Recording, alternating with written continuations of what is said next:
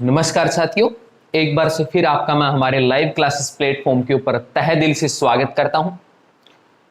तो आज हम हमारी मॉडर्न हिस्ट्री का जो सीरीज है वो कंटिन्यू चल रही है। इसके साथ साथ हम क्या है, हमारी जो मिडोरियन हिस्ट्री है, क्योंकि जैसा हमने अपने प्रीवियस लेक्चर में देखा कि भारत के इतिहास को 3 कालखंडों में बांटा जाता है। उन 3 कालखंडों में क्या है, प्राचीन इतिहास आता है, मध्यकालीन आता है और आधुनिक आता है। तो हम आज क्या पढ़ रहे हैं, आज हम शुरू करेंगे साथ के साथ मध्यकालीन को। और मध्यकालीन में उस कड़ी को पहले उठा रहे हैं जिसका सीधा लेना देना क्या है, आधुनिक इतिहास से होगा। क्योंकि आज हम पढ़ेंगे मुगलों को। किसको? मुगल काल।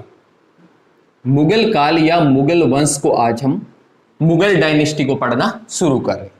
तो जब मुगल डायनेस्टी को पढ़ेंगे या मुगल वंश को पढ़ेंगे तो हमें क्या है कि क्योंकि जिस समय ये भारत में आ रहे हैं उस समय विदेशी आक्रमण भी भारत में होने लगेंगे। विदेशी आक्रमण का मेरा मतलब यहां पे यूरोपियों के आगमन से है। देखिए उदाहरण से बताता हूं, 1526 में बाबर भारत के अंदर या दिल्ली के ऊपर अपना राज स्थापित करता है, जबकि 1498 में क्या है, पुर्तगाली भारत के अंदर आ चुके होते हैं। ठीक है ना। तो इसी मॉडर्न हिस्ट्री की थोड़ी सी समझ को और बनाने के लिए हम क्या है, मुगल वंश को शुरू करने जा रहे हैं। ओके, तो चलिए शुरू करते हैं हम अपनी मुगल वंश की सीरीज को। तो आप जल्दी जल्दी लाइक, कमेंट और शेयर करना शुरू कर दीजिए। तो हम शुरू करते हैं मुगल वंश को। देखिए, यदि मुगलों की बात की जाए तो भारत के अंदर सबसे प्रभावशाली जो वंश रहा वो रहा मुगल वंश। ठीक है ना। देखिए, मुगल वंश के बाद भारत की राजनीति में, क्योंकि मॉडर्न हिस्ट्री की सीरीज हमारी चल रही है तो राजनीति को समझना बड़ा आवश्यक है। तो राजनीतिक, आर्थिक और धार्मिक, क्या धार्मिक अनेक बदलाव आते हैं और इन्हीं बदलावों की वजह से नींव पड़ती है मॉडर्न हिस्ट्री की। ठीक है ना। देखिए, अंग्रेज जब भारत में आएंगे तो सारा कानूनी खेल होने वाला है। जैसा आपने अब तक 1857 की क्रांति तक हम पढ़ा चुके हैं। जिसने नहीं पढ़ा है वो हमारे चैनल के ऊपर जाके देख सकता है, प्ले लिस्ट के अंदर सारा का सारा मटेरियल अवेलेबल है। आर्थिक रूप से बात करें तो अनेक आर्थिक शोषण भी हमें देखने को मिलेंगे। हालांकि मुगलों के द्वारा अनेक आर्थिक नीतियां लाई जाएगी, अनेक भूमि से रिलेटेड कर लगाए जाएंगे, परंतु भारत की जीडीपी में ज्यादा प्रभाव नहीं पड़ेगा मुगलों की वजह से। ठीक है ना। जबकि धार्मिक की बात करेंगे तो खास रूप से जिक्र आएगा 2 राजाओं का, एक अकबर का जिक्र करेंगे और दूसरा जिक्र हम किसका करेंगे, औरंगजेब का यहां पे जिक्र करेंगे। क्योंकि इन दोनों का संबंध सीधे रूप से धार्मिक नीतियों से रहेगा।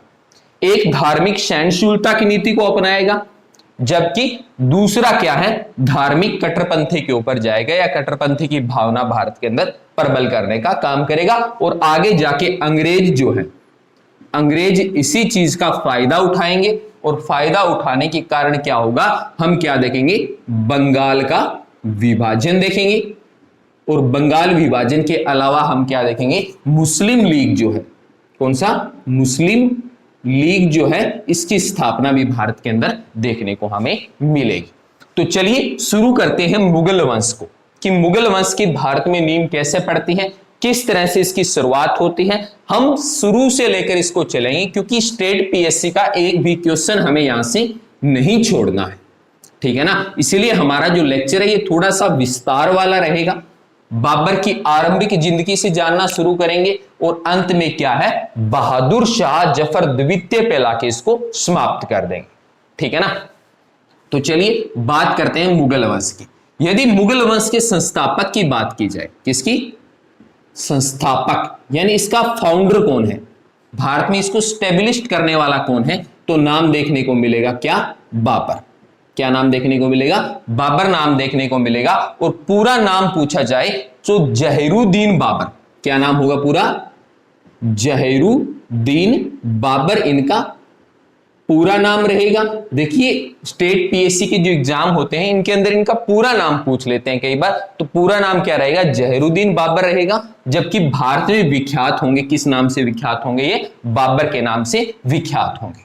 ओके, चलिए अब बात कर लेते हैं इनका जन्म कब होगा।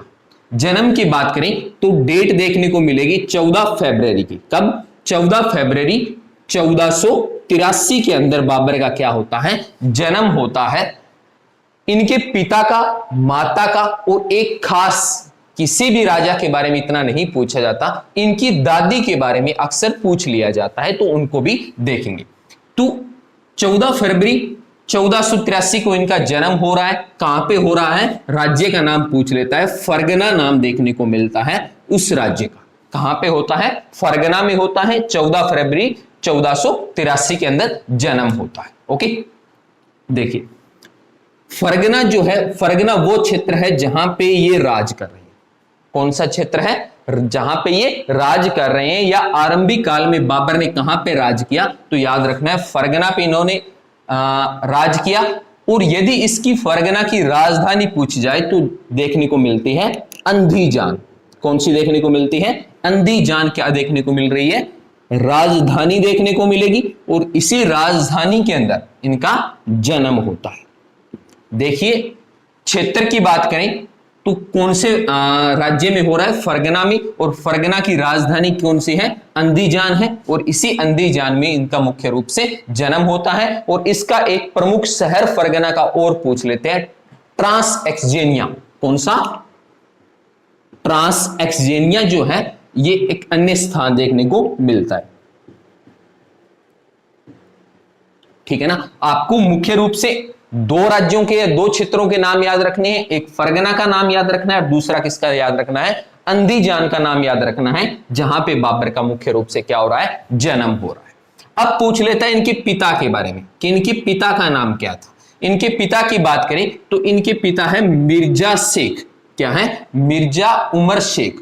मिर्जा उमर शेख क्या नाम देखने को मिलता है? इनके पिता का नाम देखने को मिलता है।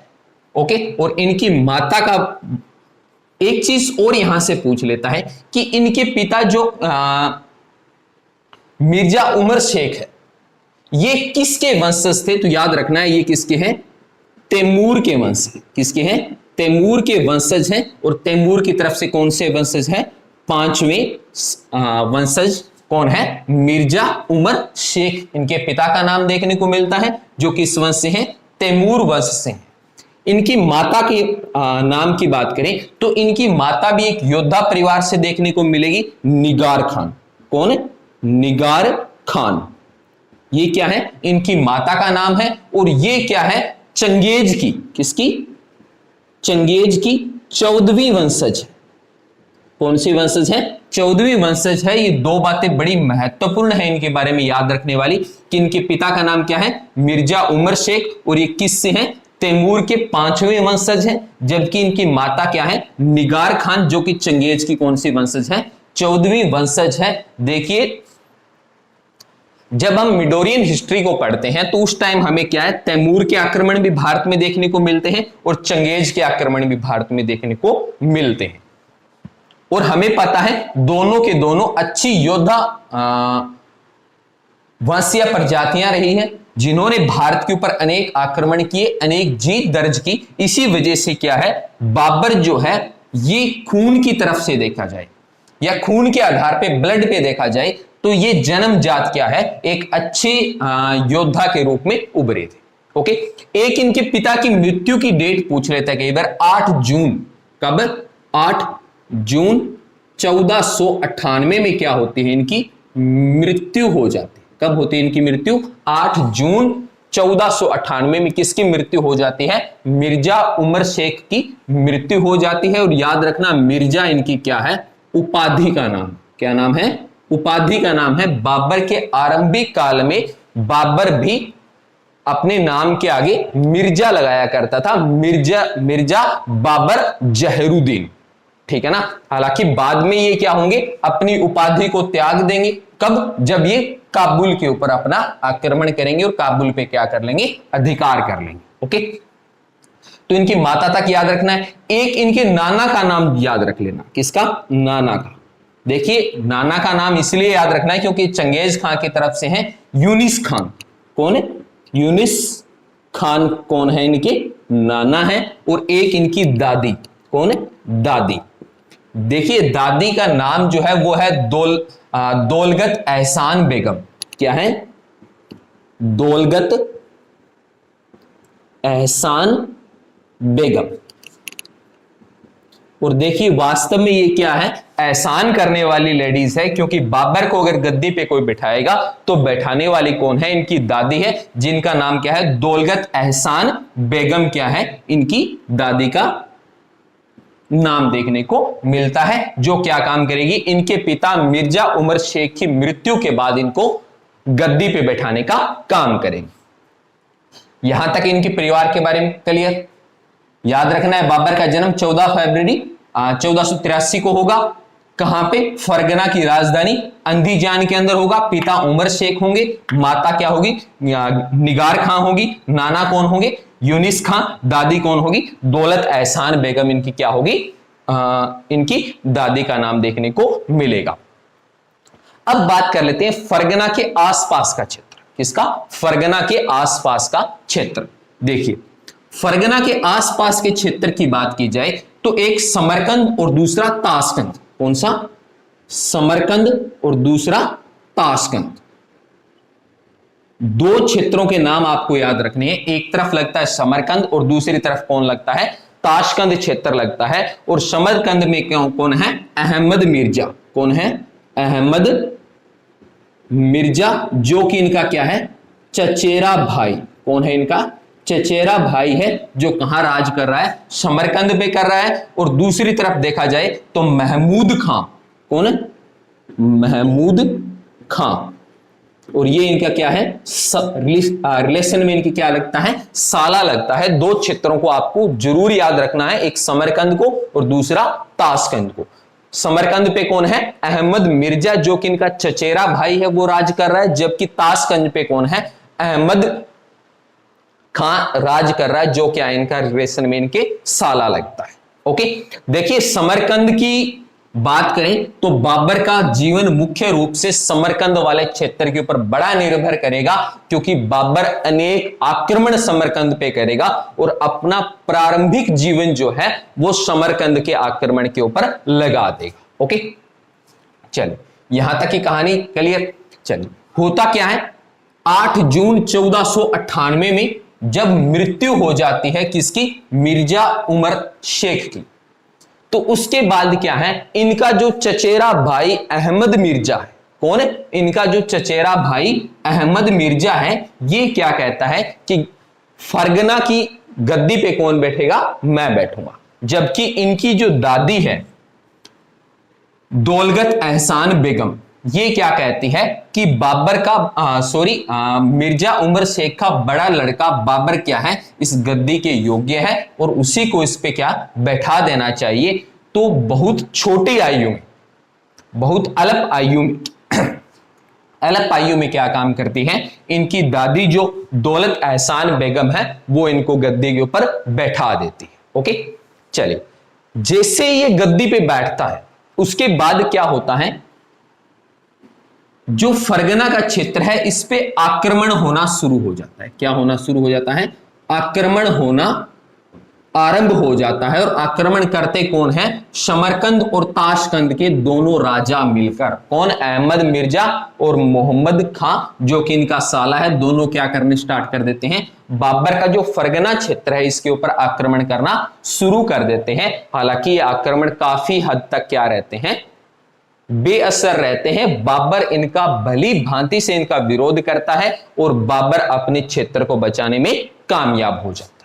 तो ये प्रारंभिक जीवन की कहानी रही, जब तक बाबर क्या है? गद्दी पे नहीं बैठेगा।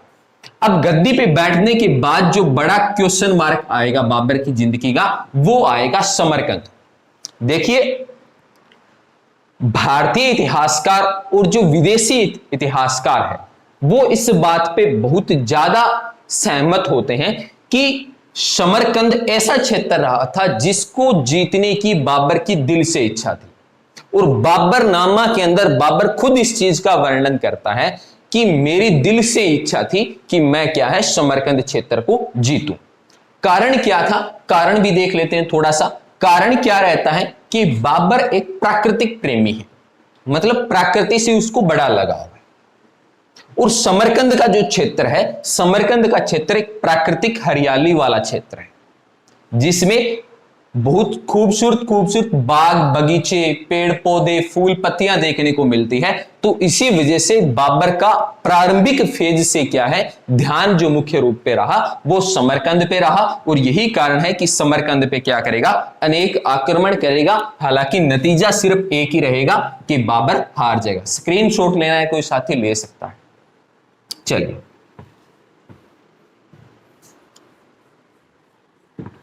देखिए, आज के हम पहले लेक्चर के अंदर हम आज बाबर के भारत आगमन तक का जिक्र करेंगे।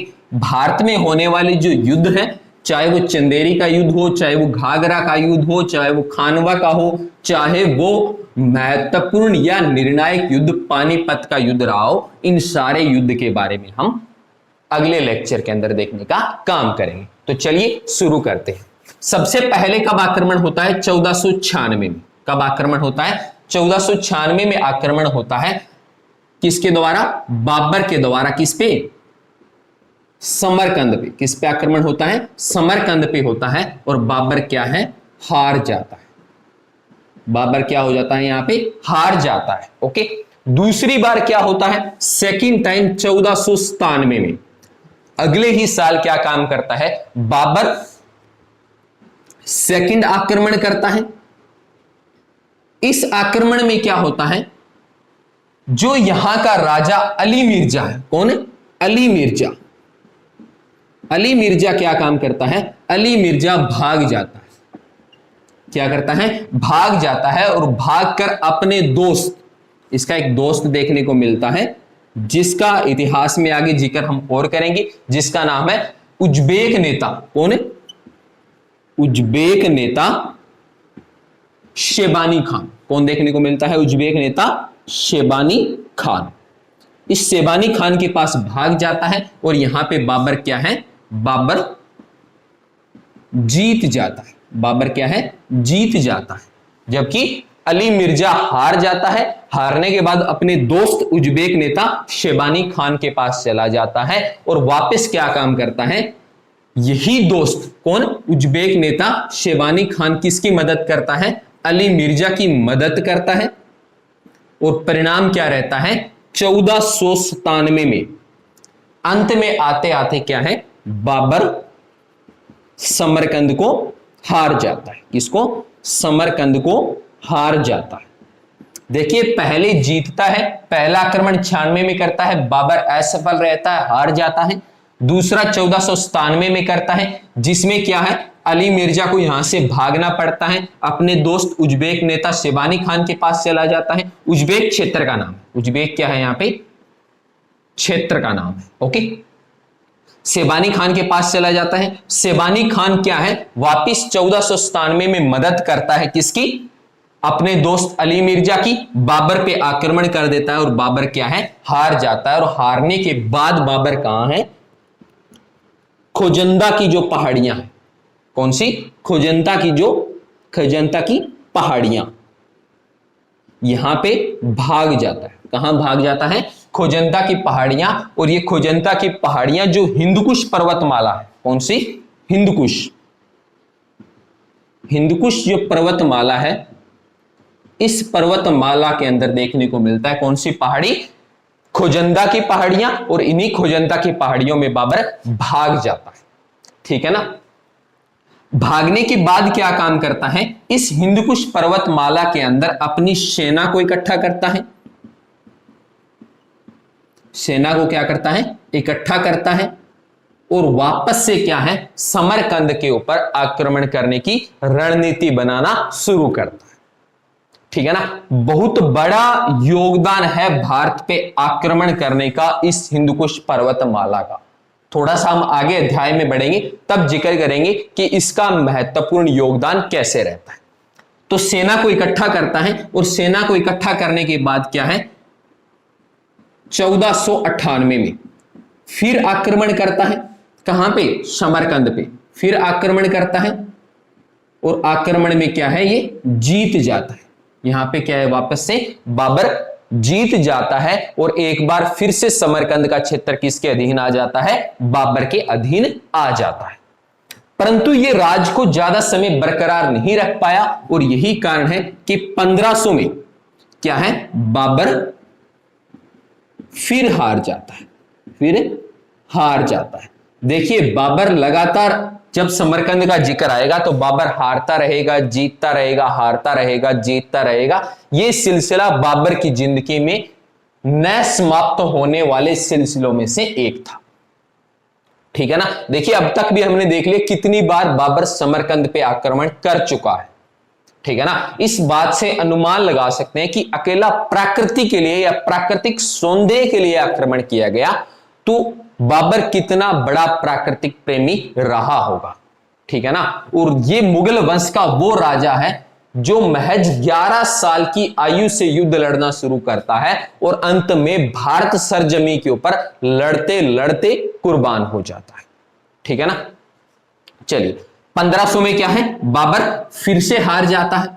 तो अब बाबर सोचता है कि लगातार जो समरकंद का राजा है अली, वो क्या कर रहा है, अपने दोस्त शेबानी खान की मदद ले रहा है। और शेबानी खान युद्ध नीति में बड़ा निपुण था। कूटनीति की बात करें तो शेबानी खान की कूटनीति बहुत ज्यादा देखने को मिलती है। एक युद्ध नीति का नाम आता है तुलगुमा। कौन सी? तुलगुमा। तुलगुमा जो युद्ध नीति है, इस युद्ध नीति में निपुण जो था वो शेबानी खान था। और एक प्रश्न यहां पे स्टेट पीएससी ने पूछा था कि बाबर ने तुलगुमा युद्ध नीति किससे सीखी थी, तो जिक्र आता है किसका, उज्बेक के नेता शेबानी खान का आता है। युद्ध के दौरान तुलगुमा युद्ध नीति इन्होंने इन्हीं से सीखी थी। और भारत में इसका प्रयोग कब होगा, जब पानीपत का युद्ध होगा। कौन सा युद्ध होगा? पानीपत का युद्ध होगा। उस युद्ध में क्या है, बाबर द्वारा तुलगुमा युद्ध नीति का प्रयोग किया जाएगा। ओके, इनके जो मुख्य तोपची है उनके ऊपर भी आएंगे। कौन से? हम अली की बात करेंगे जो कि किस तरह के तोपची थे और इनके युद्ध में तोप का प्रयोग करने का जो श्रेय जाता है इनके तोपची और इस युद्ध नीति जो कि इन्होंने शेबानी खान द्वारा सीखी थी। ओके, चलिए यहां तक का डाटा क्लियर। चलिए आगे चलिए। देखिए मुख्य रूप से देखा जाए तो स्टेट पीएससी बाबर के प्रारंभिक फेज में, दो फेज में बाबर को पढ़ते हैं, एक भारत आक्रमण से पहले और एक भारत आक्रमण के बाद। ठीक है ना। और बाबर की जिंदगी से आज तक जो सवाल आते हैं वो युद्ध से संबंधित आते हैं या जो पहले इनके परिवार से संबंधित हमने जो डाटा डिस्कशन किया उसी से रिलेटेड प्रश्न आते हैं। इससे बाहर आज तक प्रश्न नहीं आया है। ओके, चलिए अब बात करते हैं 1501 की। देखिए 83 में जन्म हो रहा है और 1500 तक 17 साल की आयु तक अनेक युद्ध बाबर लड़ चुका है, खास करके समरकंद को लेके और अपने क्षेत्र फरगना को बचाने के लिए भी लड़ चुका है। ठीक है ना। और एक खास बात साथियों कि जब ये फरगना को समरकंद को हारता है तो समरकंद के साथ साथ क्या है, ये बाद में फरगना क्षेत्र को भी हार जाता है। और हार की वजह से इसको क्या है, जो खोजंदा की पहाड़ियां हिंदकुश पर्वतमाला में देखने को मिलती है वहां पे भाग जाता है। अब बात करते हैं 1501 की। देखिए 1501 में क्या होता है, समरकंद पे फिर आक्रमण होता है। इस पे समरकंद पे फिर से आक्रमण होता है। इस बार कौन है, एक तरफ शेबानी खान है, मुख्य रूप से कौन देखने को मिलेगा, शेबानी खान देखने को मिलेगा, क्योंकि शेबानी खान क्या है, वो मुख्य राजा है जिसको हराना बड़ा जरूरी है। ओके, देखिए वैसे देखा जाए तो अहमद मिर्जा के बाद जो अली मिर्जा गद्दी पे बैठते हैं वो यहां पे और लड़ते हैं। कौन? अली मिर्जा। ठीक है ना, अली मिर्जा और लड़ते हैं, परंतु मुख्य जो नायक की भूमिका में रहेंगे वो कौन रहेंगे, शेबानी खान रहेंगे। और दूसरी तरफ कौन रहेगा, वर्सेस बाबर यहां पे युद्ध लड़ने का काम करेगा। ओके, बाबर क्या काम करता है, बाबर यहां पे मदद लेता है दूसरे राजाओं से। ठीक है ना, दूसरे राजाओं से कुछ मदद लेता है और बाबर क्या है, यहां पे जीत जाता है। बाबर क्या करता है, जीत जाता है। ठीक है ना। तो 1501 का युद्ध कौन जीतता है, बाबर जीत जाता है। और सामने कौन लड़ता है, शेबानी खान लड़ता है। और इस युद्ध के अंदर पूर्ण रूप से बाबर तुलगुमा कौन सी? तुलगुमा युद्ध नीति को सीख जाता है। ठीक है ना। तो देखिए पूर्ण रूप से कब सीखेगा? जब 1501 के अंदर समरकंद का अगला आक्रमण ये करने का काम करेगा। ओके, अब देखिए अब क्या होता है कि बाबर ज्यादा समय तक इस जीत को भी बरकरार नहीं रख पाता और आगे जाके फिर से क्या है, बाबर हार जाता है। बाबर क्या है, फिर से हार जाता है और हारने के बाद फिर कहां जाता है ये? फिर जाता है वापिस खोजंदा की पहाड़ियां। कहां पे? खोजंदा की पहाड़ियों में। ठीक है ना। इन्हीं खोजंदा की पहाड़ियों में कुछ दिन बिताने के बाद 1504, कब? 1504 में बाबर कहां आक्रमण करता है? काबुल पे आक्रमण करता है। कहां आक्रमण करता है? काबुल पे आक्रमण करता है। और बाबरनामा में कहा गया है, या बाबरनामा में बाबर लिखता है कि महज 10 दिन में, कितने दिन में? महज 10 दिन में क्या है, बाबर काबुल को जीत लेता है। कितने दिन में जीत हासिल करता है? महज 10 दिन में, 1504 में। ये डेट बड़ी इंपॉर्टेंट है, सीधी की सीधी छपती है एग्जाम में, तो ये आपको जरूर याद रखना। कब आक्रमण होता है? 1504 में होता है। काबुल को महज 10 दिन में जीत लेता है। और 1507 में मिर्जा की जो उपाधि होती है, कौन सी? मिर्जा की उपाधि, इस उपाधि को त्याग देता है। ओके, और त्यागने के बाद क्या है? पादशाह की उपाधि धारण करता है।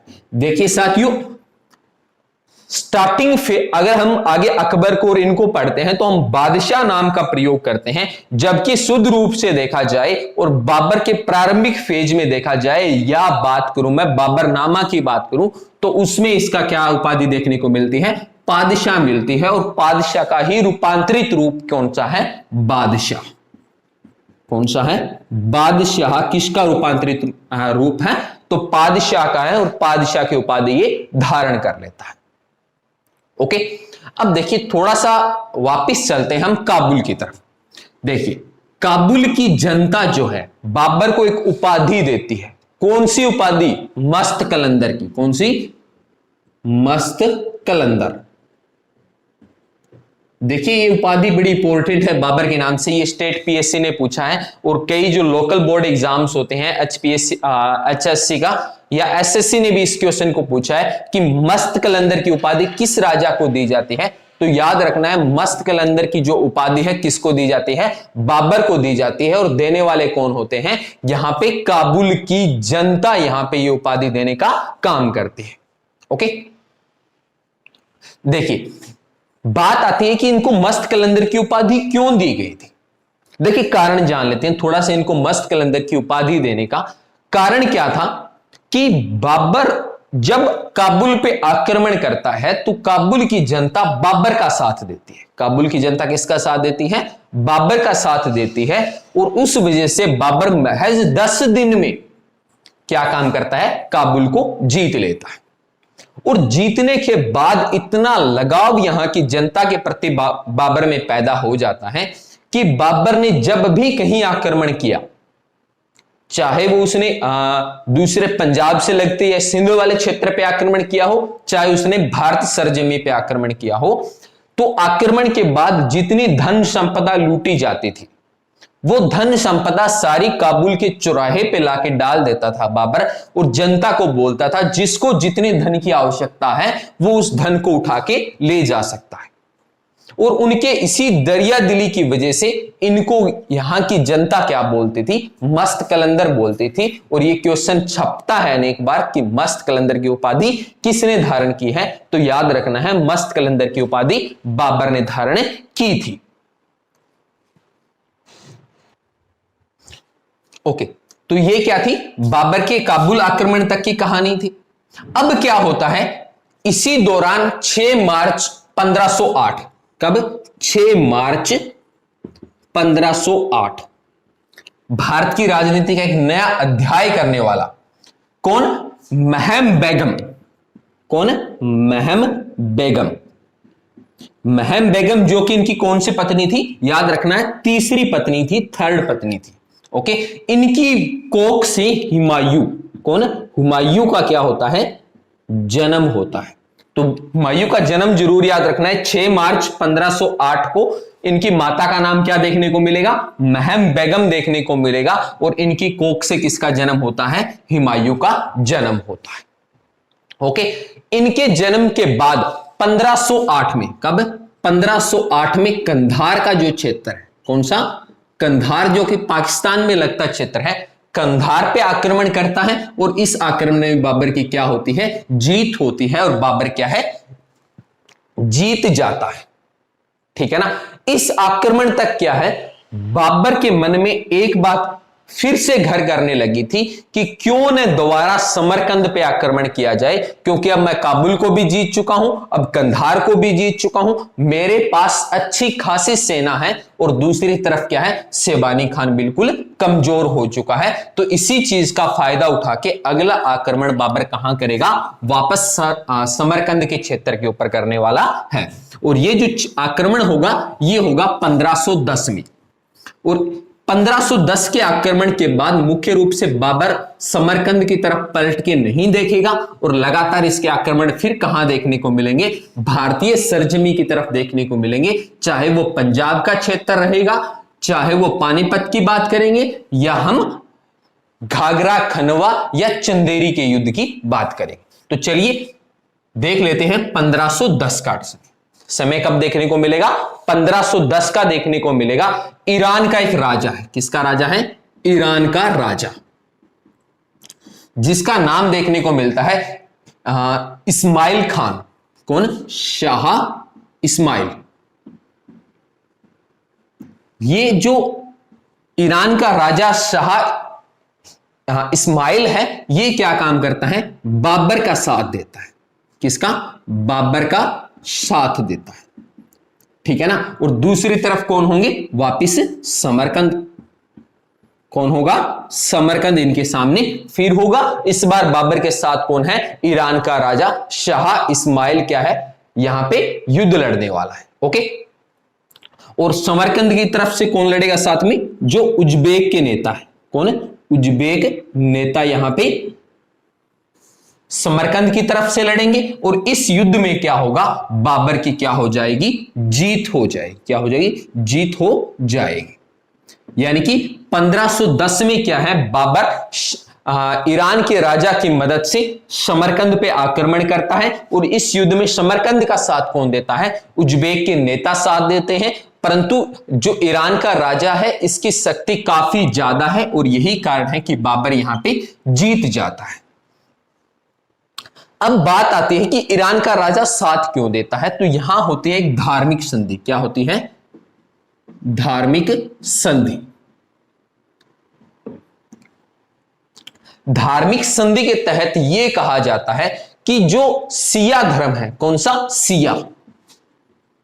देखिए इस्लाम 2 भागों में बंटा हुआ है, एक सिया और एक सुन्नी। ठीक है ना। बाबर क्या है, सुन्नी धर्म का उपासक है, सुन्नी धर्म को मानने वाला है। जबकि जो ईरान का जो राजा है वो सिया धर्म को मानने वाला है। जबकि समरकंद की जो जनता है ये कौन सी है, सुन्ना, सुन्ना धर्म या सुन्ना इस्लाम को मानने वाली है। तो जब बाबर इस संधि के तहत युद्ध कर लेता है, युद्ध जीत जाता है, तो युद्ध जीतने के बाद क्या होता है, बाबर को ईरान का राजा याद दिलवाता है कि आपने वादा किया था कि आप धर्म का वहां पे प्रचार करेंगे। और जब वहां पे धर्म का प्रचार होने लगता है तो आम जनता, कहां की, आम जो जनता है वो किसका विरोध करती है, यहां पे बाबर का। देखिए धर्म एक ऐसा भारतीय अध्याय है जो राजनीति में सीधे रूप से प्रभाव डालता है। तो यहां जब सुन्ना धर्म का प्रचार होता है तो आम जनता बाबर का विरोध करती है। और इसी विरोध की वजह से क्या होता है, 1511 में, कब, 1511 में जो समरकंद है, कौन, समरकंद का जो क्षेत्र है, बाबर हार जाता है। बाबर क्या कर देता है, हार जाता है। और हार जाने के बाद क्या है, बाबर को फिर से भागना पड़ता है। कहां पे, अब भागना पड़ेगा इसको वापिस खोजंदा की पहाड़ियों में। कहां पे? खोजंदा की पहाड़ियों में, ठीक है ना। और इन खोजंदा की पहाड़ियों में इस बार इसके साथ एक बड़ी अजीब घटना घटती है। वो अजीब घटना क्या घटती है कि इनको 111 साल, कितने?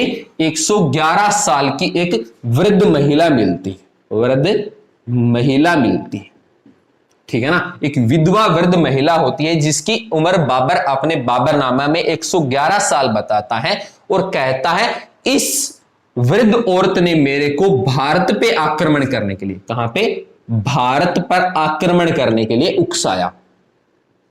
उकसाया किस तरह से कि इस वृद्ध महिला ने बताया कि आपके जो वंशज तैमूर थे उनका किसी समय में भारत पे राज हुआ करता था, जबकि आपकी माता के जो वंशज चंगेज खां के थे उन्होंने भी भारत पे आक्रमण किया और उन्होंने भारत पे क्या किया था, यानी कि चंगेज ने और तैमूर ने भारत पे जीत हासिल की थी। इसीलिए आपको भी कहां प्रयास करना चाहिए? आपको भी भारत के ऊपर जीत हासिल करने के लिए प्रयत्न करना चाहिए। और इसी प्रयत्न के एवज में क्या है, अब इसके बाद बाबर का ध्यान कहां रहेगा?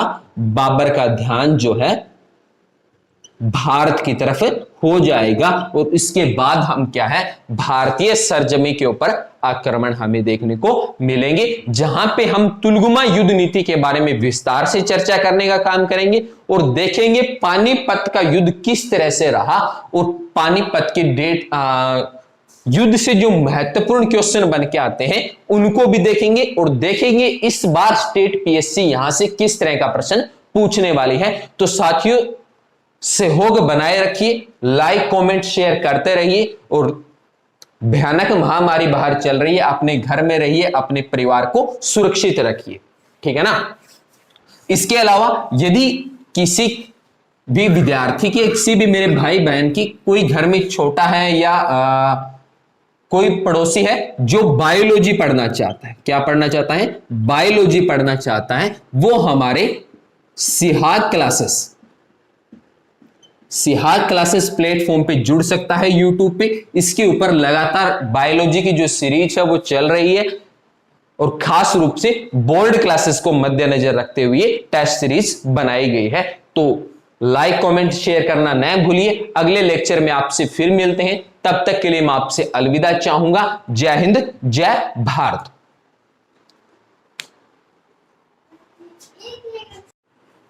नमस्कार साथियों, एक बार से फिर आपका हमारे लाइव क्लासेस प्लेटफॉर्म के ऊपर तहे दिल से स्वागत है। तो चलिए साथियों, हम अपनी जो मिडोरियन हिस्ट्री की जो सीरीज चल रही थी जिसमें हम बाबर को स्टडी कर रहे थे, क्या कर रहे थे? बाबर को स्टडी कर रहे थे, बाबर के बारे में पढ़ रहे थे। मैंने आपको लास्ट लेक्चर में बताया था कि बाबर को हम 2 अध्याय में पढ़ेंगे। एक तब पढ़ेंगे जब हम क्या है, समरकंद का क्षेत्र पढ़ेंगे, ओके, या ताशकंद का क्षेत्र पढ़ेंगे। तब हमने बाबर का जिक्र किया था, ओके, जिसके अंदर हमने उज्बेक नेता शिबानी खान का जिक्र किया था, इसके साले का जिक्र किया था, इनके पिता उमर शेख का हमने जिक्र किया था, ओके, इनकी दादी एहसान बेगम का हमने जिक्र किया था। जबकि इनका दूसरा चरण होता है भारत। क्या होता है? भारत, ओके। आज हम क्या है, भारत के अंदर बाबर के विजय अभियान को देखेंगे। इससे पहले जब हमने पहला अध्याय पढ़ा तब हमने क्या है, काबुल को देखा। काबुल के अंदर हम इनके मस्त कलंदर की उपाधि को हमने देखा था। कंधार का क्षेत्र देखा था कि कंधार में इन्होंने किस तरह से जीत हासिल की थी, ठीक है ना। और काबुल में महज 10 दिन में किस तरह से इन्होंने जीत को हासिल किया था। साथ में हमने यहां पे हिंदकुश पर्वतमाला में, किसमें? हिंदकुश जो पर्वतमाला है इसके अंदर जो खोजंदा की पहाड़ियां हैं, कौन सी? खोजंदा की पहाड़ियां, इनके अंदर बाबर के रोल को पढ़ा था। हमने यहां पे 111 साल की वृद्ध औरत का जिक्र किया था जिसने इसको बाबर को भारत में विजय अभियान जारी करने की सीख दी थी, ठीक है ना। ये महत्वपूर्ण कड़ियां हम अब तक पढ़ चुके हैं। आज हम पढ़ेंगे बाबर के भारत अभियान को, कि भारत की तरफ इनका पहला आक्रमण कब होता है और किस तरह से रहता है। तो जैसा हमने देखा कि जब समरकंद के युद्ध को बाबर हार जाता है, उसके बाद बाबर का पूर्ण जो ध्यान रहता है वो रहता है भारत की तरफ, क्योंकि हिंदकुश पर्वतमाला में उसको एक वृद्ध औरत मिलती है जिसकी आयु बाबर नामा के अंदर 111 साल बताई गई है, जो कहती है कि आप तैमूर के वंशज भी हैं, आप चंगेज खां के वंशज भी है अपनी माता की तरफ से, तो आप भारत पे आक्रमण करिए, आपके पूर्वजों ने यहां पे पहले आक्रमण किए हैं। तो इसी एवज में भारत के ऊपर आक्रमण करने निकल पड़ता है बाबर।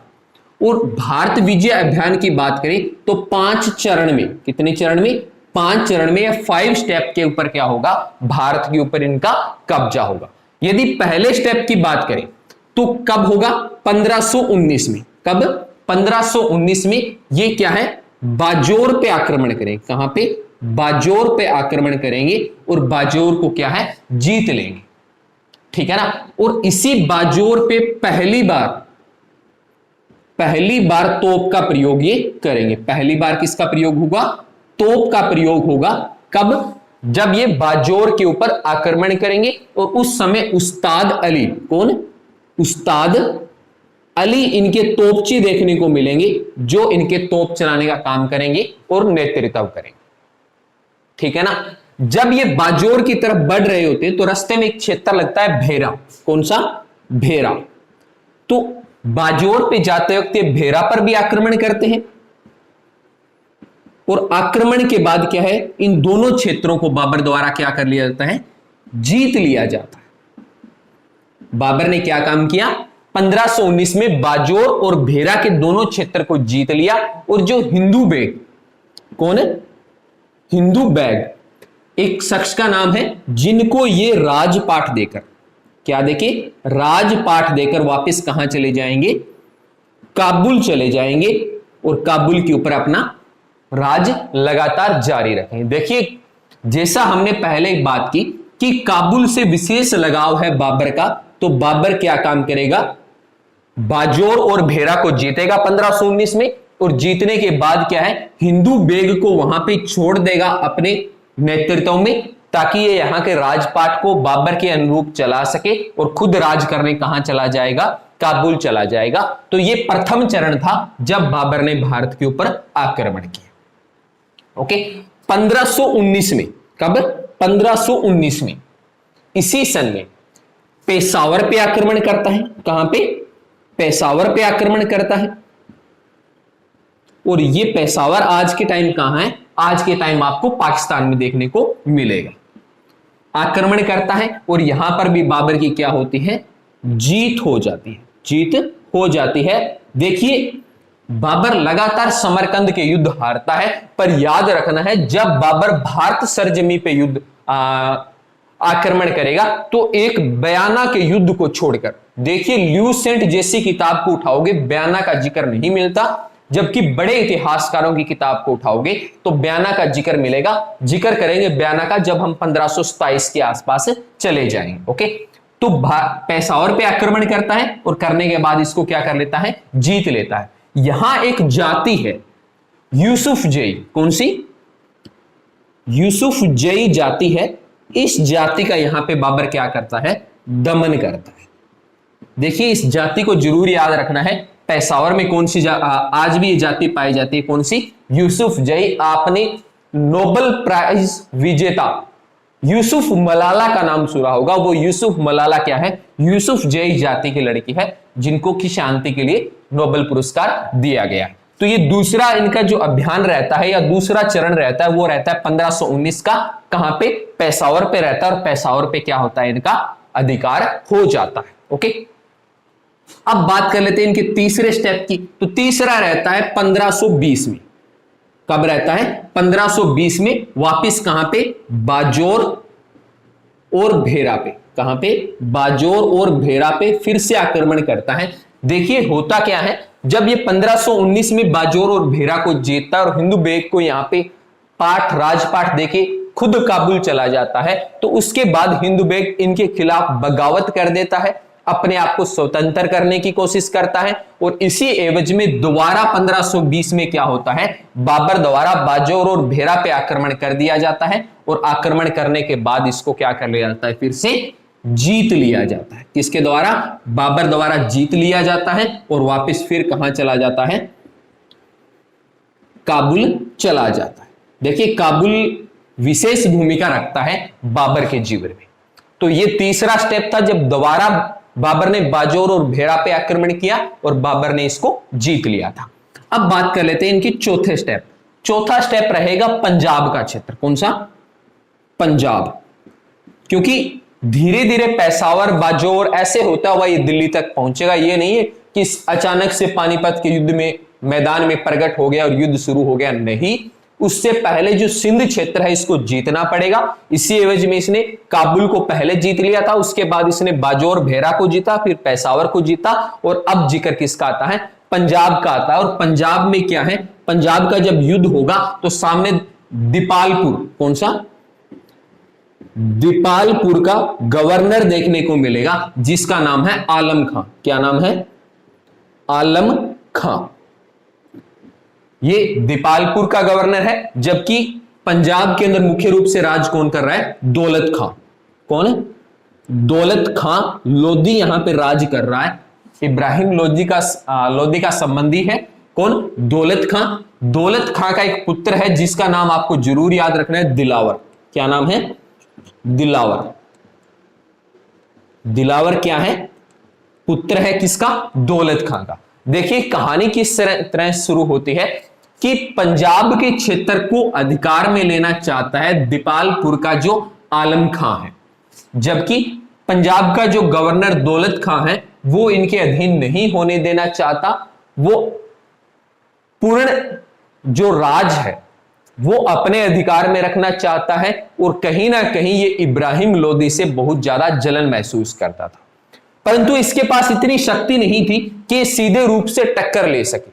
इसलिए क्या काम करता है? अपने पुत्र जो इनका दिलावर खान, इनका जो पुत्र है, कौन है? दिलावर खान, इसको भेजता है बाबर के पास। किसके पास भेजता है?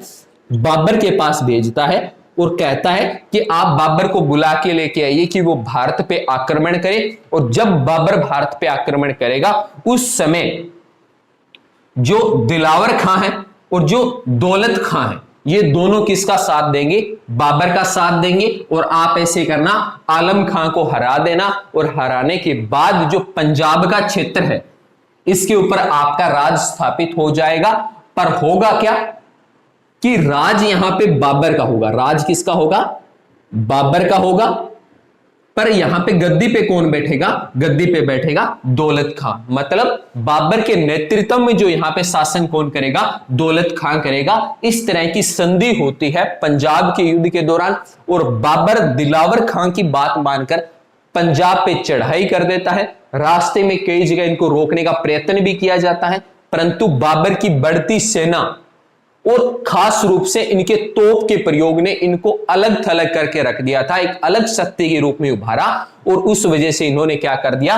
पंजाब क्षेत्र के ऊपर भी क्या कर लिया? अपना राज स्थापित कर लिया। यह है बाबर के पहले 4 चरण या पहले 4 स्टेप जो भारत की तरफ इसको बढ़ाते हुए लेके आ रहे हैं। अब बात करेंगे उस 5वें चरण की जिससे सीधे रूप से क्वेश्चन छपता है एचएससी में भी, एसएससी में भी और स्टेट पीएससी में भी अनेक बार, जहां से सीधा प्रश्न छपा है वो है पानीपत का युद्ध। कौन सा? पानीपत का युद्ध सीधे रूप से छपा है। तो पानीपत के युद्ध के बारे में हमें थोड़ा सा जानना पड़ेगा कि पानीपत का युद्ध कैसे हुआ था, क्या क्या यहां पे चीजें रही थी, उन चीजों को जानना बड़ा ही जरूरी है। ओके, चलिए बात कर लेते हैं पानीपत के युद्ध की कि पानीपत का युद्ध तो होता क्या है। आगे होता है पानीपत का युद्ध, यानी हमने क्या है 4 चरण अब तक पढ़ लिए हैं जिनके अंदर बाबर ने क्या है पानीपत के क्षेत्र के बिल्कुल नजदीक आ गया। जब 1524 के अंदर इन्होंने जब अंतिम पंजाब पे आक्रमण किया तो ये बिल्कुल किसके नजदीक आ गए? पानीपत के नजदीक आ गए। और यहां पे बाबर के मन में एक नई इच्छा पैदा हो गई कि अब मैं क्या करूंगा? अब मैं पूर्ण दिल्ली के ऊपर राज करूंगा जहां हमारे पूर्वजों ने किसी वक्त राज किया था। तो चलिए अब बात करते हैं इनके 5वें चरण की कि 5वां चरण किस तरह से इनका शुरू होता है। 5वां चरण रहेगा इनका पानीपत। कौन सा रहेगा? पानीपत रहेगा जो कि हरियाणा के अंदर लगता है। अनेक ऐतिहासिक और निर्णायक जो लड़ाइयां हैं वो पानीपत में देखने को मिलती है। ओके, डेट जरूर याद रखनी है, 12 अप्रैल। कब? 12 अप्रैल 1526। डेट कौन सी है? 12 अप्रैल 1526 को क्या होता है, दोनों सेनाएं आमने सामने आ जाती है। मतलब एक तरफ बाबर आ जाएगा और दूसरी तरफ कौन आ जाएगा? इब्राहिम। कौन आ जाएगा? इब्राहिम लोदी आ जाएगा। दोनों आमने सामने आ गए, एक तरफ बाबर आ गया और एक तरफ कौन आ गया? इब्राहिम लोदी आ गया।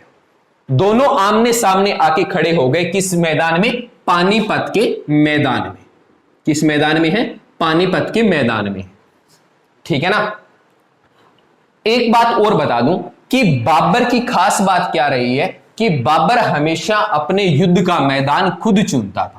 मतलब उसको कहां पे युद्ध लड़ना है इस बात का निर्णय कौन करता था? बाबर खुद करता था। और यही कारण है कि पानीपत के मैदान को भी किसने चुना था? बाबर ने चुना था। और चुनने का बड़ा कारण क्या था कि पानीपत का जो क्षेत्र है ये बिल्कुल समतल क्षेत्र है, यहां पे आसानी से युद्ध लड़ा जा सकता है। ओके, चलिए अब 12 अप्रैल, कुछ सोच रहे हो सर 12 अप्रैल तो डेट नहीं है पानीपत की युद्ध की, तो बिल्कुल नहीं है। मैंने क्या कहा? 12 अप्रैल 1526 को क्या हो गए थे? ये आमने सामने हो गए थे। आमने सामने आके खड़े हो गए, युद्ध आरंभ नहीं हुआ।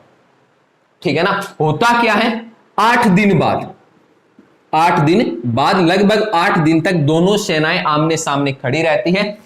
20 अप्रैल, कब? 20 अप्रैल की रात, 20 अप्रैल की रात को क्या काम करता है? बाबर लगभग 7-8 हजार सैनिकों को किसकी तरफ भेजता है? दिल्ली की तरफ भेजता है, क्योंकि बाबर यह चाहता था कि इब्राहिम लोदी उस पर पहले आक्रमण करे, न कि बाबर उसके ऊपर आक्रमण करे। ठीक है ना।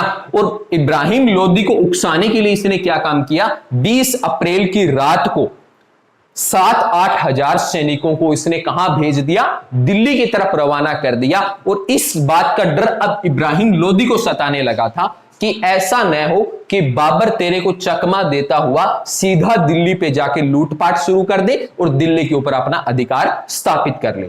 इसी बात से बौखलाया इब्राहिम लोदी। बाबरनामा में लिखा है बाबर ने कि 21 अप्रैल, कब? 21 अप्रैल का दिन था जब सूर्य उदय हो रहा था। कब? 21 अप्रैल 1526, जब सूरज अपनी पहली किरण पे था, उसी वक्त क्या किया? लोदी ने आक्रमण कर दिया। लोदी ने क्या कर दिया? आक्रमण कर दिया। और पानीपत के अंदर क्या हुआ? पहला पानीपत का युद्ध शुरू हो गया। ठीक है। अब देखिए, इस युद्ध की खास बात देख लेते हैं कि यहां पे तोप खाने का प्रयोग हुआ था। किसका? तोप खाने का प्रयोग हुआ था। ठीक है ना। और दूसरी बड़ी खास बात यहां पे क्या याद रखनी है कि बाबर ने जो युद्ध नीति, बाबर ने जो युद्ध नीति, कौन सी? तुलगुमा। कौन सी? तुलगुमा जो युद्ध नीति थी, जो किससे सीखी थी? उज्बेक नेता शेबानी खान से। किससे सीखी थी? शेबानी खान से सीखी थी। इसका क्या किया गया था? प्रयोग किया गया था। ठीक है ना। और नतीजा क्या रहा था? यहां पे बाबर इस युद्ध को जीत गया था। बाबर क्या है? इस युद्ध को जीत गया था। अब थोड़ा सा जिक्र कर लेते हैं कि ये तुलगुमा युद्ध नीति थी क्या और बाबर इसका प्रयोग कैसे करता था। देखिए, इस प्रणाली में क्या होता था कि सबसे पहले एक बड़े गड्ढे का निर्माण किया जाता था। यह बना दिया बड़ा गड्ढा। ठीक है ना। इस गड्ढे को बाबर पत्तियों से या झाड़ियों से, टहनियों से इसको ढक देता था। ढक दिया। इस बात का पता कभी भी दुश्मन को नहीं होता था। यहां पे कौन है? सामने है लोदी। सामने कौन है? लोदी है। और यहां पे इन्होंने क्या कर दिया? पहले ही गड्ढा बना दिया, क्योंकि 20 अप्रैल से पहले बाबर 12 अप्रैल से पहले बाबर इस मैदान में पहुंच गया था और उसने अपनी युद्ध की तैयारियां शुरू कर दी थी। यह बात बाकायदा बाबर अपनी पुस्तक बाबरनामा में लिखता है। गड्ढा बना दिया गया। अब गड्ढे के यहां पे क्या कर दिया गया? इसने तोप लगा दिए। यहां पे क्या लगा दिए? तोप। ये लीजिए, तोप लगा दिए गए।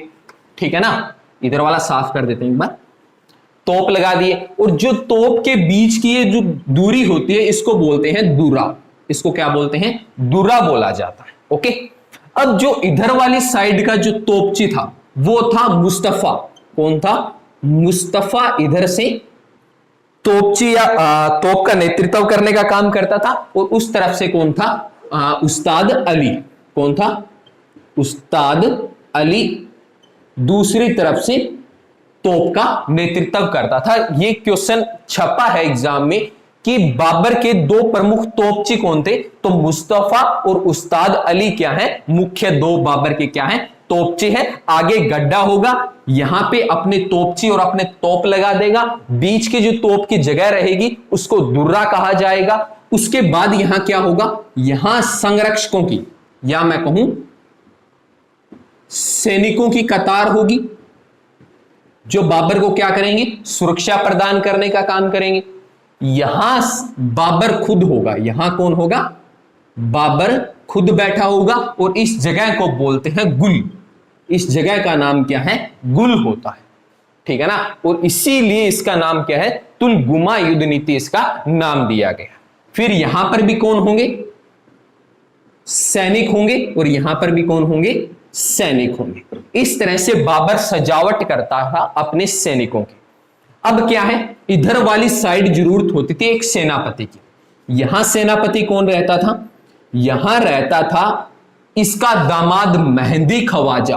कौन होता था? मेहंदी खवाजा, जो कि गुलबदन बानो बेगम का क्या है? हस्बैंड है, और बाबर के रिलेशन में क्या लगता है? ये बाबर का दामाद है। ओके, इधर वाली साइड का जो सेनापति था, इधर के सेनापति की बात करें तो इधर सेनापति होता था खुद हुमायूं। हुमायूं क्या होता था? इधर से सेना का नेतृत्व करता था। ठीक है ना, देखिए दोनों तरफ दो मुख्य तोपचे लगा दिए, दोनों तरफ दो क्या लगा दिए? सेनापति लगा दिए। इसके अलावा क्या है? बाबर जहां खड़ता है यहां जो सेनापति है, यहां जो सेना है उनका नेतृत्व करता था खुसरो। कौन करता था? खुसरो इधर से सेना का नेतृत्व करता था, जबकि इधर वाली साइड मोहम्मद अली जंग, यहां कौन था? मोहम्मद अली जंग। अली जंग क्या करता था? इस सेना का नेतृत्व करने का काम करता था। तो इस तरह से सेना की सजावट की जाती थी बाबर के द्वारा। यह थी बाबर की तुलगुमा युद्ध नीति। अब होता क्या था? सामने लोदी ने किया आक्रमण। अब देखिए उस समय जब युद्ध लड़े जाते थे तो सेना में मुख्य रूप से क्या होते थे? हाथी थे और घोड़े थे। हाथी होते थे और क्या होते थे? सेना में मुख्य रूप से घोड़े हुआ करते थे, जिनके सहायता से युद्ध को लड़ा जाता था। ठीक है ना, तो देखिए ये लेके आ रहे हैं भारतीय तोप को। अब जैसे ही सेना सामने आती थी, इनके दोनों तोपची मुस्तफा और उस्ताद अली यहां से तोप चलाना आरंभ कर देते थे।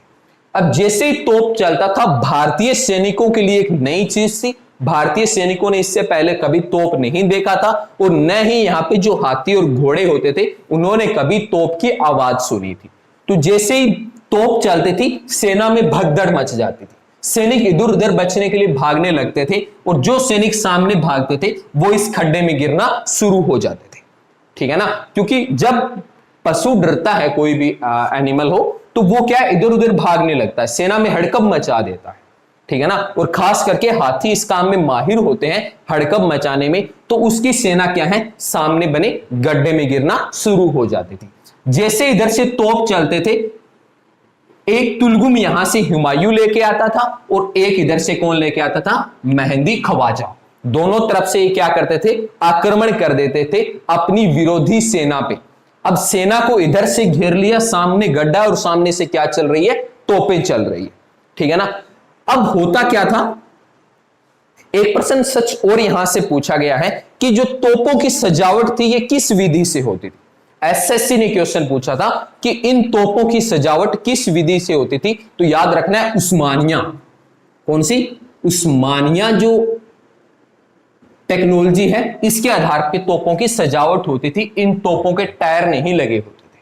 ओके, अब हुमायूं और मेहंदी ख्वाजा पूरी शक्ति के साथ दुश्मनों के ऊपर आक्रमण कर देते थे, और जैसे इनको लगता था इनमें थोड़ी थकावट आ रही है, उसी वक्त दूसरा तुलगम लेके आता था। इधर से खुसरो लेके आता था और उधर से कौन लेके आता था, मोहम्मद अली जंग अगला तुलगम लेके आता था। और ये क्या काम करते थे, फिर इनके ऊपर आक्रमण करते थे। ऐसे में क्या है, बाबर उस सेना को चारों तरफ से घेर लेता था और पूरी शक्ति के साथ अपने दुश्मन को निस्ता नाबूद करने के लिए तैयार रहता था। एक प्रश्न यहां से पूछा है कि किस भारतीय राजा ने यहां पे लोदियों का साथ दिया था या इब्राहिम लोदी का साथ दिया था, तो याद रखना है ग्वालियर नरेश। कौन से, ग्वालियर नरेश जो विक्रमजीत है, कौन है, विक्रमाजीत जो है, इन्होंने क्या दिया था, इनका साथ दिया था। और ये युद्ध मैदान में मरने वाले पहले राजा हैं। युद्ध के मैदान में मरने वाले क्या हैं, ये पहले राजा हैं। इस तरह से क्या होती थी, तुलगुमा युद्ध नीति के तहत बाबर अपनी सेना की सजावट करता था और बाबर इस गुल पे बैठा हुआ बिल्कुल सुरक्षित रहता था, क्योंकि इसके आगे और पीछे सैनिकों की बड़ी कतार होती थी और दोनों तरफ क्या है, दो दो सेनापति और एक एक दोनों तरफ क्या लगे होते थे, तोपचे लगे होते थे, जो मुख्य रूप से इनको सुरक्षा देने का काम करते थे। और अंत में क्या हुआ, एक भयानक युद्ध के बाद बाबर क्या है, पानीपत का युद्ध जीत जाता है और इसी के साथ दिल्ली के ऊपर जो अधिकार है वो अब किसका स्थापित हो जाएगा, राज स्थापित हो जाएगा मुगलों का। और इसके बाद जब हम दिल्ली को पढ़ेंगे, दिल्ली काल को पढ़ते हैं, तब हम किसके बारे में पढ़ते हैं, मुगलों के बारे में पढ़ते हैं। चाहे हम बाबर की बात करें, हुमायूं की बात करें, चाहे अकबर की बात करें, चाहे जहांगीर की बात करें, शाहजहां की बात करें, या औरंगजेब या बहादुर शाह जफर द्वितीय की बात करें, तो अनेक बड़े प्रतापी राजा हमें इस वंश से देखने को मिलेंगे। तो यह था बाबर की तुलगुमा युद्ध नीति का नतीजा। ठीक है ना। देखिए मैंने आपको पूरी डिटेल में समझा दिया है कि तुलगुमा युद्ध नीति किस तरह से चलाई जाती थी और यह तुलगुम इसमें क्या होता था। उसके बाद जिक्र करते हैं, देखिए पांचवां चरण हमारा चल रहा है। पांचवें चरण के अंदर हमें 4-5 युद्ध देखने पड़ते हैं। फिर होता है बयाना का युद्ध। कौन सा, बयाना का युद्ध। बयाना जो जगह है ये है, करंट में देखा जाए तो जो भरतपुर है राजस्थान का, इस क्षेत्र में लगता है क्या, बयाना।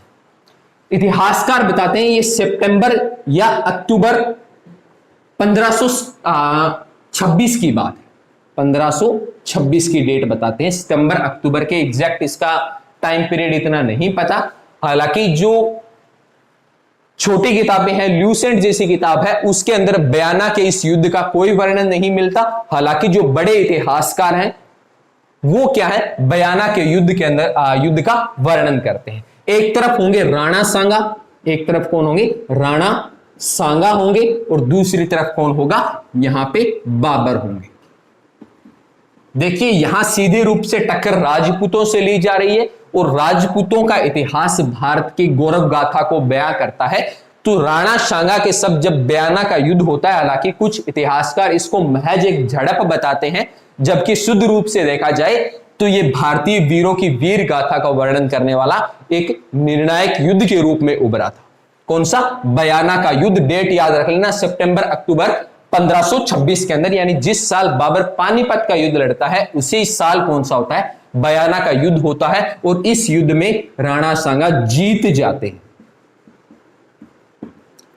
देखिए बड़े दुर्भाग्य की बात है कि इतना बड़ा योद्धा युद्ध लड़ता है और बहुत कम इतिहासकार इसके बारे में जिक्र करते हैं, जबकि वास्तव में युद्ध हुआ था और एक बड़ा ही निर्णायक युद्ध था राणा सांगा और बाबर के बीच में। इस युद्ध में राणा सांगा जीतते हैं और बाबर हार जाता है। बाबर क्या करता है, हार जाता है। देखिए होता क्या है, बाबर यहां पर भी तुलगुमा युद्ध नीति का प्रयोग करना चाहता है, परंतु राणा सांगा एक बड़ा ही चतुर और बलशाली राजा था, तो इसने इसके जाल में न फंसते हुए सीधा कहां आक्रमण किया, इसके गुल वाले क्षेत्र पे आक्रमण किया, और सॉरी दुर्रा वाले क्षेत्र पे आक्रमण किया। और इनके जो तोप होते थे, देखिए तोपों के टायर नहीं लगे होते थे, सीधा तोप को जमीन पे रखा जाता था। बाबर तोप को टुकड़ों में लेके आता था और युद्ध के मैदान में उसको असेंबल करने का काम करता था। ठीक है ना।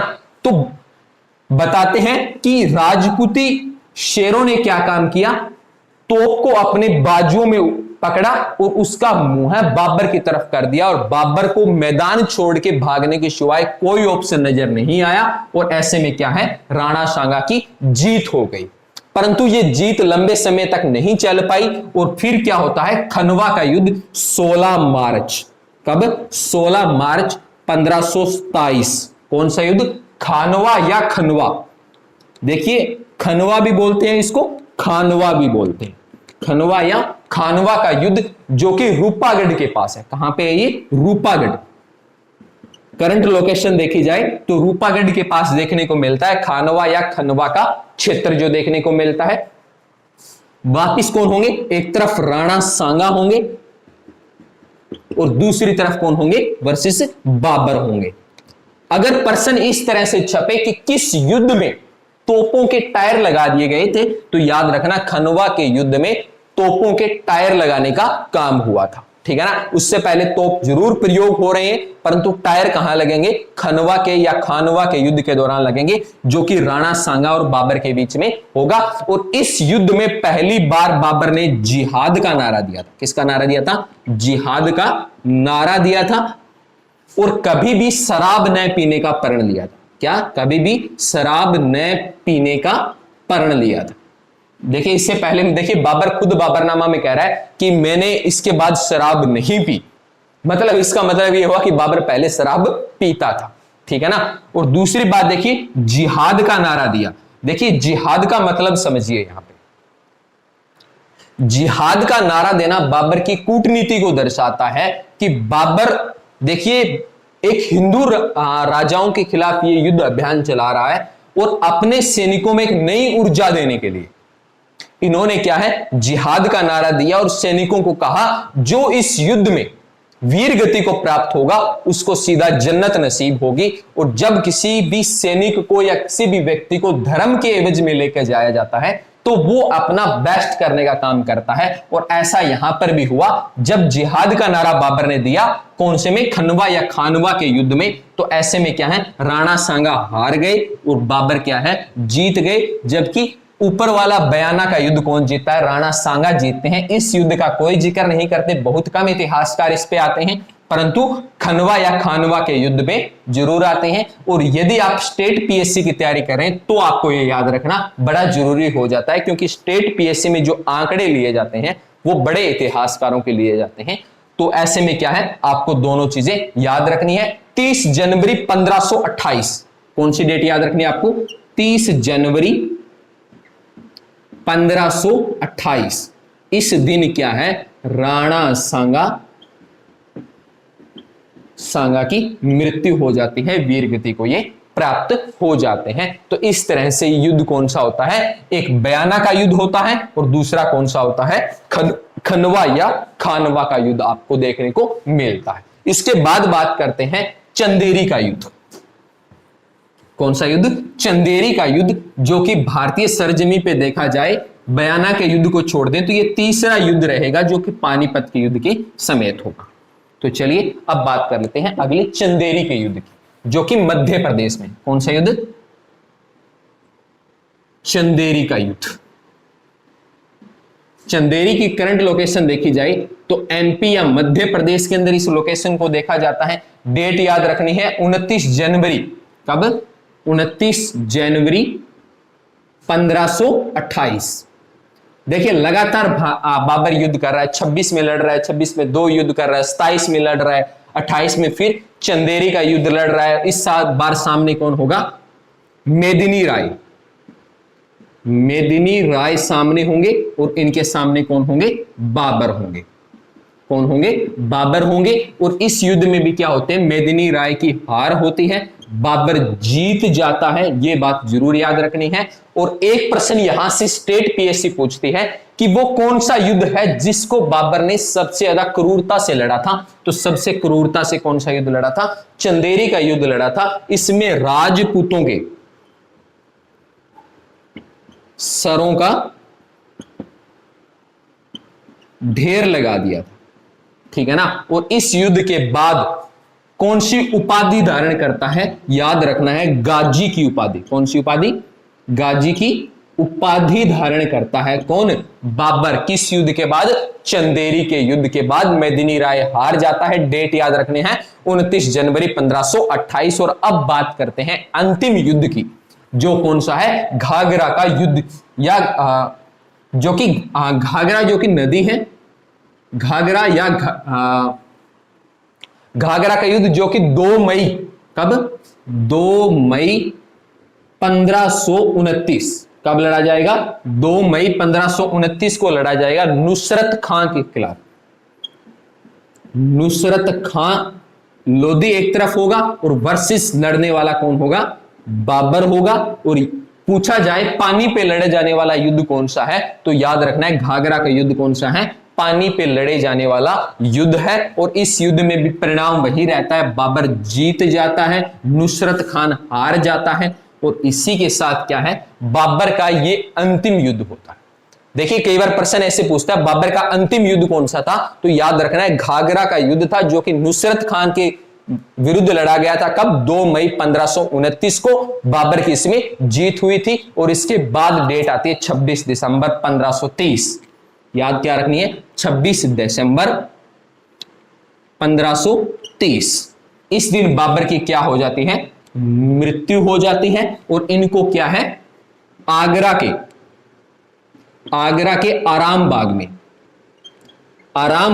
आराम करने के लिए दफना दिया जाता है। जबकि इनकी वसीयत को 2 दिन बाद यानी 28 दिसंबर हुमायूं द्वारा पढ़ी जाती है। तब बाबर अपनी अंतिम इच्छा के रूप में लिखता है कि मेरी अंतिम इच्छा यह है कि मुझे काबुल में दफनाया जाए। कहां पे? काबुल में दफनाया जाए। तो इसलिए बाबर को वापस आराम बाग की कब्र से निकाला जाता है और वापस कहां ले जाते हैं? काबुल ले जाते हैं। तो याद रखना 2 बार दफनाए जाने वाला राजा कौन रहेगा? बाबर रहेगा, जिसको एक बार 26 दिसंबर को आगरा के आराम बाग में दफनाया जाएगा, जबकि दूसरी बार 28 दिसंबर को काबुल के अंदर इनको दफना दिया जाएगा। और इसी के साथ जो अगला राजा बनेगा वो राजा कौन बनेगा? हुमायूं बनेगा। 1-2 इनके बारे में और महत्वपूर्ण बातें जान लेते हैं, ठीक है ना। तो इनका युद्ध क्रम जरूर याद रखना है, क्योंकि इनके युद्ध से ही सीधे रूप से प्रश्न छपता है। अनेक एग्जाम के अंदर सीधे रूप से प्रश्न यहां से छपा है, तो आपको ये चीजें जरूर याद रखना। एक याद रखना है इनके सेनापति का। किसका? सेनापति के बारे में। सेनापति की बात करें तो याद रखना है मीर बाकी। कौन? मीर बाकी, जिन्होंने क्या किया था? जो बाबरी मस्जिद है, बाबरी जो मस्जिद है, इसका निर्माण किसने करवाया था? मीर बाकी ने करवाया था, जो कि इनकी सेनापति है। इसके अलावा मुबियान, कौन सी? मुबियान शैली, मुबियान शैली का भी चलन किसने किया था या प्रचलन? तो इसका श्रेय भी किसको जाता है? भारत में बाबर को जाता है। और बाबर की संतान पूछी जाए तो कितनी संतान है बाबर की? 5 है। सबसे बड़ा कौन है? हुमायूं, कामरान, उसके बाद अस्करी, उसके बाद हिंदाल, और एक लड़की है कौन सी? गुलबदन बानो बेगम। और इनके पति का नाम क्या है?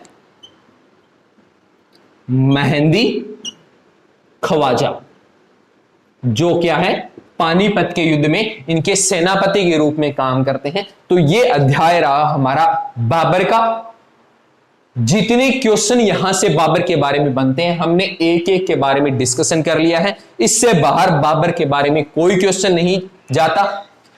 अगले लेक्चर में हम आपसे मिलते हैं हुमायूं के साथ। हुमायूं के जीवन कालखंड को पढ़ेंगे और उनसे आने वाले क्वेश्चंस को जरूर डिस्कशन करेंगे। और इसी के साथ हमारे मॉडर्न हिस्ट्री की जो सीरीज है, उसके अंदर हम आज क्या काम करेंगे? 1857 की क्रांति तक हमने सीक्वेंस में पढ़ लिया। और इसके बाद जितनी नीतियां अंग्रेज भारत में लेके आए, चाहे वो शिक्षा नीति रही हो, चाहे वो प्रेस नीति रही हो, चाहे वो आर्थिक नीति रही हो, चाहे वो भूमि सुधार नीति रही हो, इन सारों के ऊपर जिक्र करेंगे। तो आज के लिए इतना ही। आपसे अलविदा चाहूंगा। जय हिंद, जय भारत।